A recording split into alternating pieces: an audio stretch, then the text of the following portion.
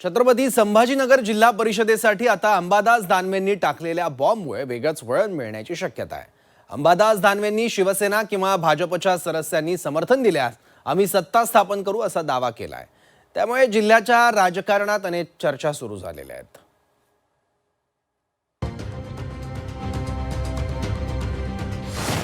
छत्रपती संभाजीनगर झेडपीत कुणाचा अध्यक्ष?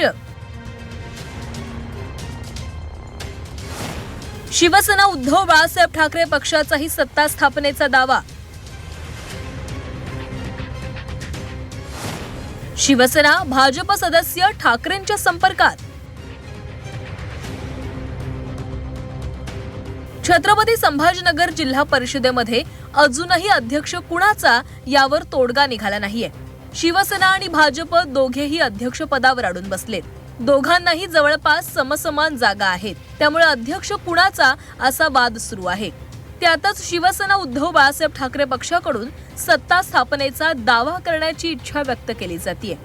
शिवसेना आणि भाजपच्या सदस्यांनी समर्थन दिल्यास आम्ही सत्ता स्थापन करू असा दावा उद्धव ठाकरेंच्या शिवसेनेचे नेते अंबादास दानवेंनी केलाय। तर शिवसेना आणि भाजपचे सदस्य आपल्या संपर्कामध्ये असल्याचा दावाही त्यांनी केलेला आहे। तो आम्हाला कोणी पाठिंबा दिला तर तो पाठिंबा घ्यायला आम्ही मागे पुढे पाहणार नाही, हे मी तुम्हाला सांगू इच्छितो। तो पाठिंबा विकासासाठी असावा, परंतु आम्ही कोणाला पाठिंबा बिलकुल देणार नाही। आमच्या सदस्यांना कोणाकोणाचे फोन आले हे मलाही सदस्यांनी सांगितलेलं आहे। आम्ही तरी आमच्याकडून कोणालाही फोन केलेला नाही। परंतु याच्यातून एक जाणवलं की शिंदे गटामध्ये असो की भाजपामध्ये जिल्हा परिषदेचे पद मिळवण्यासाठी मोठी स्पर्धा आहे। छत्रपती संभाजीनगरच्या जिल्हा परिषदेमध्ये राजकीय बलाबल पाहता युतीला सहज सत्ता स्थापन करता येणं शक्य आहे। मात्र अध्यक्षपदावर घोडं अडलंय। अडीच वर्षांचा फॉर्म्युला ठरल्याची चर्चा आहे। मात्र पहिला अध्यक्ष कुणाचा यावर तोडगा निघत नसल्याचं कळतंय।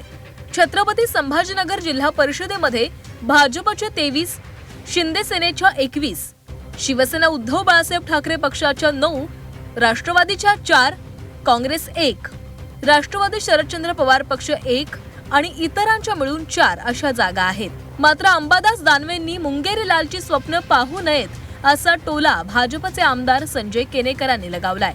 त्यांची अवस्था अशी झालेली आहे की एखाद्या याच्यात गळ टाकून बसण्यासारखे ते रिकामे बसलेले आणि त्याच्यामुळं त्यांच्याकडे कोणीच जाईना, कारण उरलंच काही नाही ना, ध्येय उरलं नाही, विचार उरला नाही, कोणती भूमिका राहायची ठाम नाही आहे। आणि त्यामुळं आता संपलेल्या विषयात वाट पाहत बसणंच काम आहे त्यांचं। त्यांच्याकडे कोणी जाणार नाही आणि काही हे नाही। त्यांनी जे मुंगेरीलालच्या हसीन सपने रंगवण्याचं काम करावं, निश्चित कोणीच जाणार नाही त्यांच्याकडं।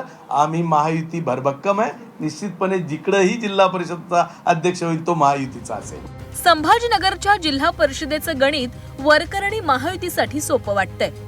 मात्र अंबादास दानवे यांच्या नव्या राजकीय बॉम्बमुळे खरंच बदल होणार का याबाबतही उत्सुकता निर्माण झाली आहे।